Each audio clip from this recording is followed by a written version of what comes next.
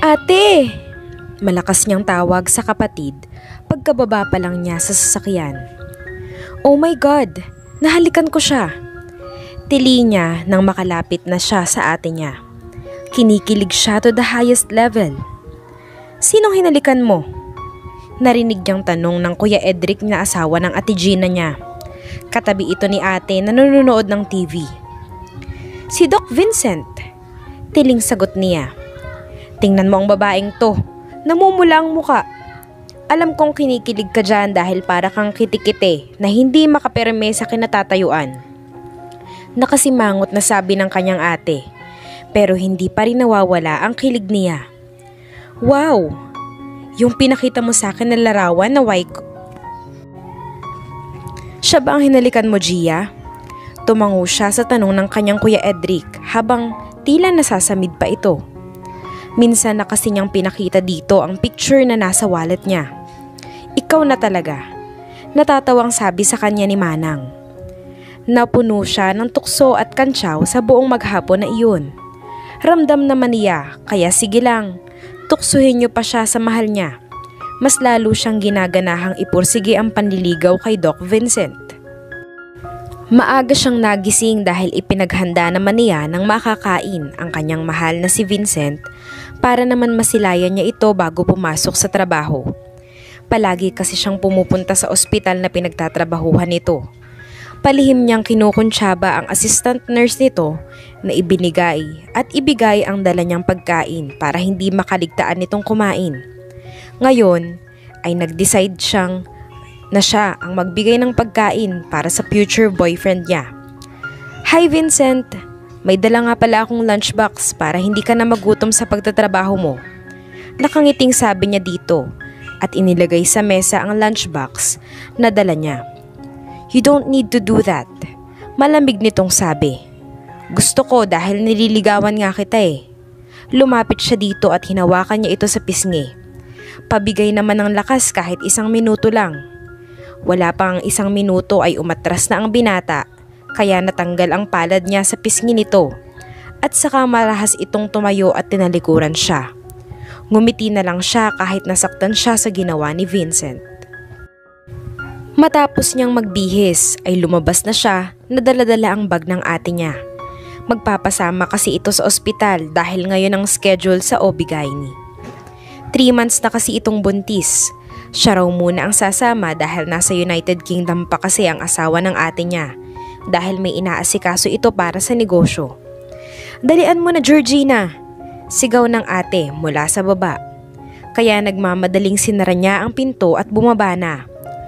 Napangiwi siya nang makita itong nasasarapang kumain ng mangga na may bagoong. Lumapit siya dito at humalukip-kip.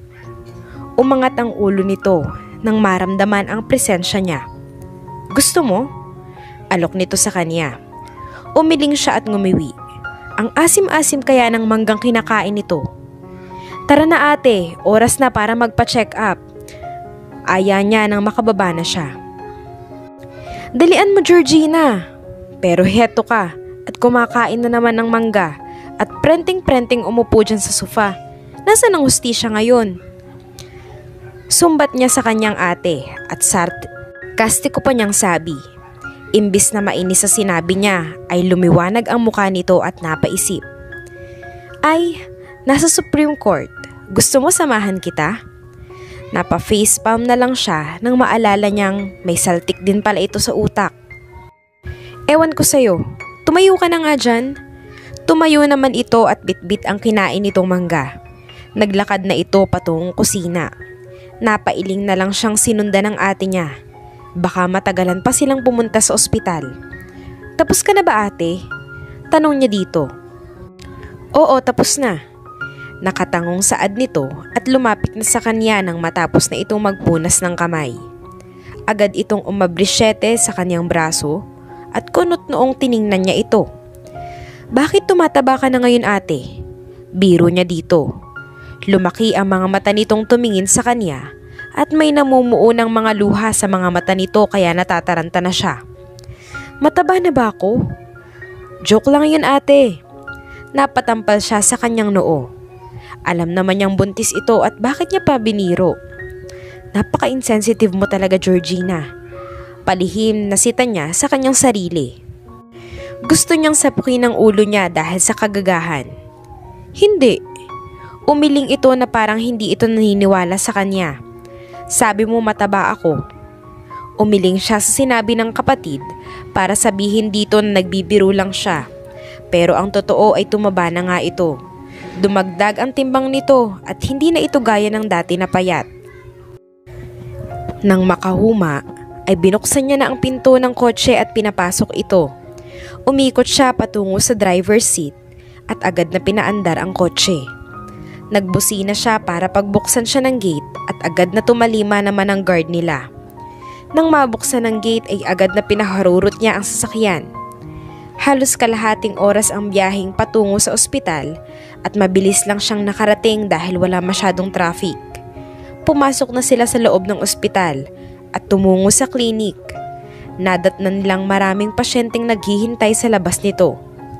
Marami din palang mga pasyente ang OB-GYN ni ate, sabi niya dito. Nakita kasi niyang maraming pasyente, mapabuntis, sexy at kung sino-sino pa. Ngumisi ito sa tinuran niya. Hindi ko OB-GYN ang nasa loob ng kwartong yan. Si Dr. Vincent Santino. Tinuro nito ang nakapaskil sa pintuan. Sinundan niya ito ng tingin. Totoong hindi ang pangalan ng doktor nito ang nakapaskil sa pintuan, kung hindi si Dr. Santino nga. Nagtaka din siya kung bakit itong ngumisi sa kanya. Sino pala ang OB-GYN mo? Si Dr. Ramintes. Dito siya nakadestino. Sabi nito sabay turo sa kaliwang pinto na kaunti lang ang pasyente. Tumango na lang siya kahit nakakapagtaka. Dahil sa kanan na akala niya'y doktor nito ay naghihintay na maraming pasyente, sa kaliwa naman na OB-GYN ni ate na si Dr. Ramintes ay kakaunti lamang. Wait ate, parang napaka-unfair naman, sabi niya habang naguguluhan. Bakit dito kaunti lang ang pasyente? Turo niya sa silid na maraming nag-aabang. Diyan naman sa kabila, parang napakadami. Turo naman niya sa kaliwang bahagi. Umupo muna ito bago sumagot. Tama ka, unfair nga, she said. Alam mo, nasa pasyente iyan kung gusto nilang magpa-check up sa kanila. Hindi naman natin sila mapipigilan eh. Napaisip siya sa sinabi nito. Tama naman nga ang ate niya. Pero basta, hindi patas para sa kanya. Narinig niyang nagmamaktol na ang ibang pasyente ni Dr. Santino kung bakit daw matagal itong dumating. Alam mo Georgina, huminto ito. Bakit ganyan sila o bakit maraming nagpapacheck up sa kanya? Dahil nalaman ko na sobrang gwapo pala ng doktor na iyan at single din sa pagkakaalam ko, sabi ng kanyang ate na nakangiti. Kumunot ang noo niya at nagdududang tumingin siya dito. Bibiruin niya nga ito. Tinuro niya ito at nanunod yung tumingin ang pinukol sa kanya. Ikaw ha, may pagnanasa ka sa doktor na yan. Baka isumbong kita kay Kuya Edric. Pagbabanta niya dito. Lumukot naman ang mukha nito na hindi na maipinta. Gusto niyang matawa pero pinigilan lang niya. Ano bang pinagsasabi mo dyan? Na-appreciate ko lang naman ang kagapuhan niya pero mas gwapo ang mahal ko ano? Pangatwiran nito. Umarte siyang parang naduduwal kaya parang napaigik siya sa sakit nang binatukan siya nito. Tumingin ka sa likuran mo, sabay sabi nito. Kumunot ang noo niya sa sinabi nito. Ano naman kaya ang titingnan niya sa kanyang likodan? Ano bang meron?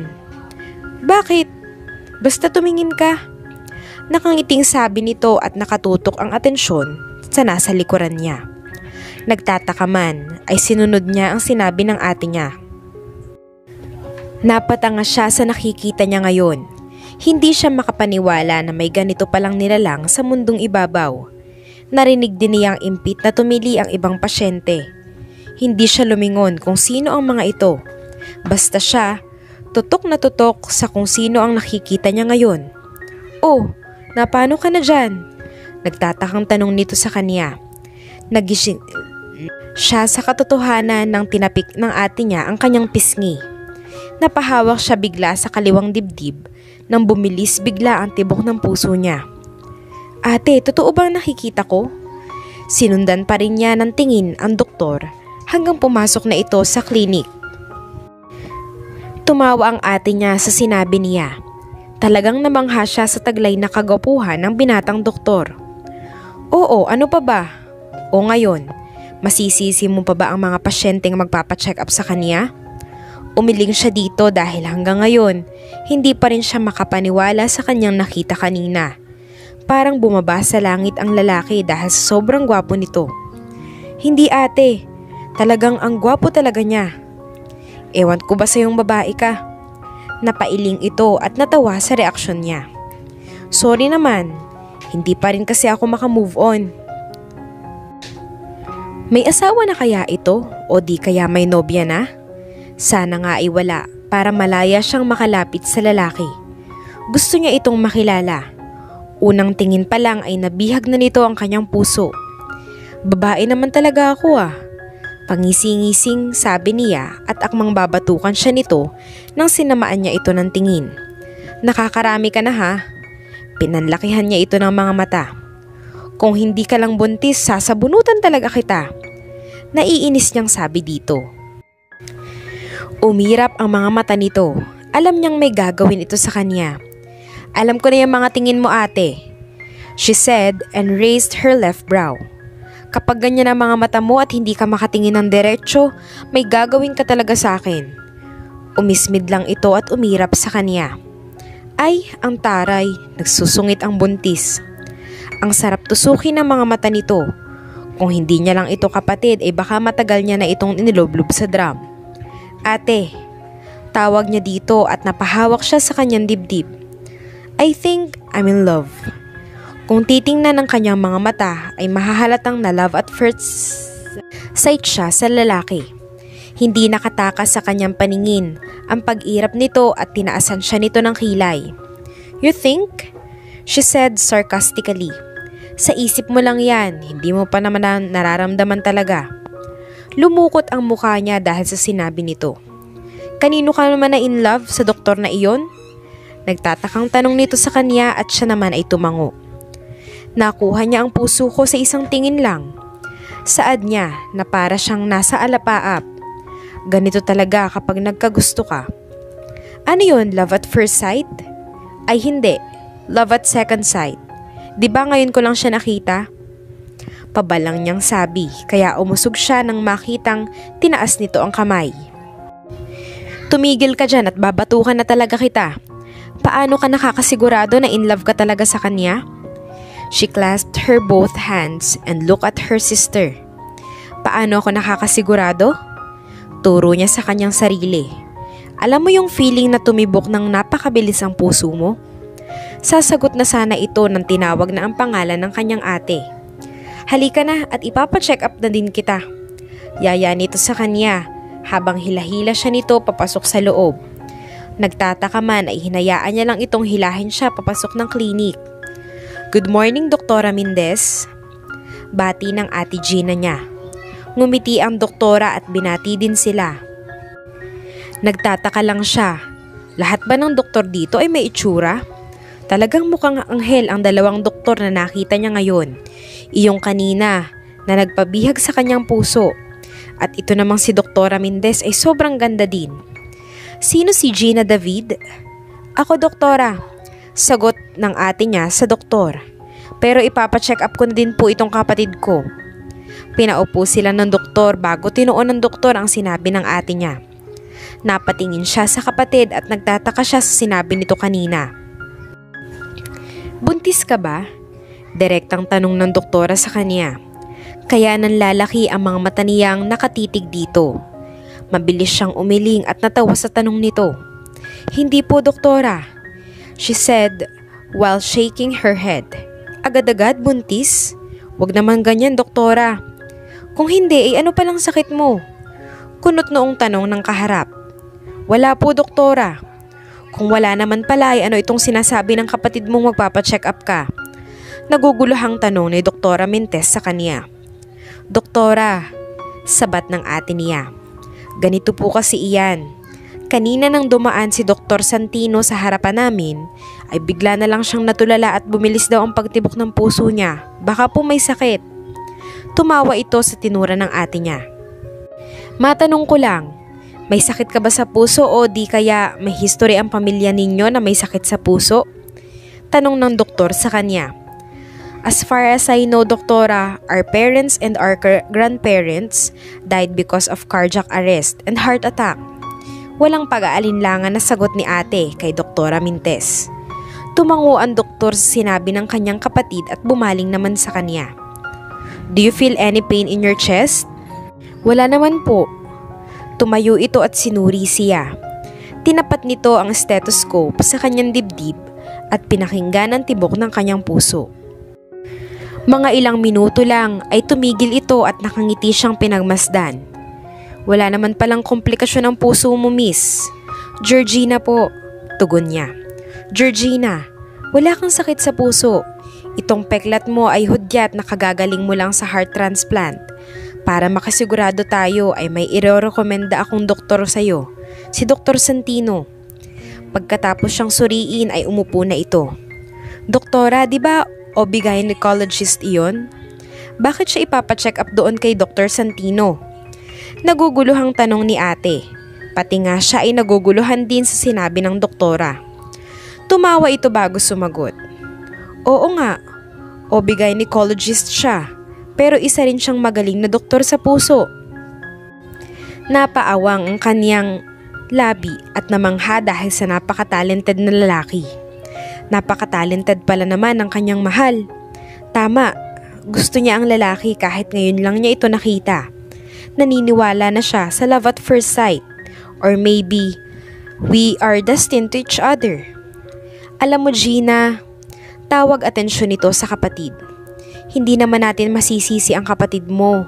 Alam ko kung bakit bumibilis ang tibok ng puso niya dahil may pagtingin siya kay Dr. Vincent Santino. O baka naman in love na talaga. Ngumisi ito sa kanya. Ngiting panunukso. Pero nakita niyang may lungkot sa mga mata nito. Bakit kaya? May problema ba ito? Tama po kayo doktora. In love na talaga ako sa kanya. Tumalon-talon siya na parang bata habang nakatipa ang mga braso. Pagkatapos ng ate niyang magpa-check up ay lumabas na sila ng klinik ni Doktora Mintes. Una siyang lumabas bago sumunod sa kanya ang ate Gina niya. Napatingin siya nang bumukas ang pinto sa klinik ni Dr. Vincent Santino. Napahawak siya sa shorts niya nang bigla itong malaglag nang hindi niya namamalayan. Ate! Tawag pansin niya sa kapatid pero hindi pa rin siya tumigil sa katititig sa taong nakita niya ngayon. May kausap kasi ang doktor na pasyente. Ano? Pakipulot nga ng panty ko. Naguguluhang humarap ito sa kanya. Ikaw talaga kung ano-anong kalokohan mo sa buhay. Pinamewangan siya nito. Sabi mo pulutin ko ang panty mo, nasaan nga? Natigilan ito at nanlaki ang mga mata nang nahalata na biro lang pala niya iyon. Napatingin siya sa direksyon ng lalaki. Punot dulo ng lahat ng ito. Nakita niya ang binatang doktor na nakatingin pala sa kanya. Kunot ang noo nito na nagsasabing kawirduhan ang ginagawa nilang dalawa. Ano naman ba yan? Huwag mo naman akong tingnan ng ganyan at baka magahasa pa kita ng wala sa oras. Sabi ng kanyang utak. Kunot noong napatingin siya sa kapatid nang magsalita ito. Nakita niyang tumatango-tango ito na para bang alam na nito ang dahilan kung bakit siya nagkakaganito. Makalaglag panty dahil sa kagwapuhan ng mahal kuno niya. Patuloy nitong sabi na napapailing pa sa dahil sa nalaman. Kuno talaga ate, hindi ba pwedeng totoong mahal ko na siya? She hissed at her. Ewan ko sa'yo, tumigil ka nga dyan sa kagagahan mo. Ang dami-dami mong lokohan sa buhay. Hindi niya ito pinansin. Humarap na lang siya kay Dr. Santino. Hi! She waved her right hand and smiled at him. Sinuklian niya lang ito. Nang simangot at pumasok na ito sa klinik. Oh, ano ka ngayon? May pahayhay ka pang nalalaman. Busted naman. Deadma ang beauty mo, te. May pang-aasar ang boses nito kaya umirap siya dito. Alam mo ate, mas gusto ko nga yun. Nakaka-challenge ang pagkasuplado niya. Nangangarap niyang sabi dito at hindi pa rin tumigil ang pagtibok ng malakas ng puso niya. Dahil sa kadadada niya, hindi niya namalayan na iniwan na pala siya ng kanyang ate. Humabol siya rito at hinampas ito sa balikat.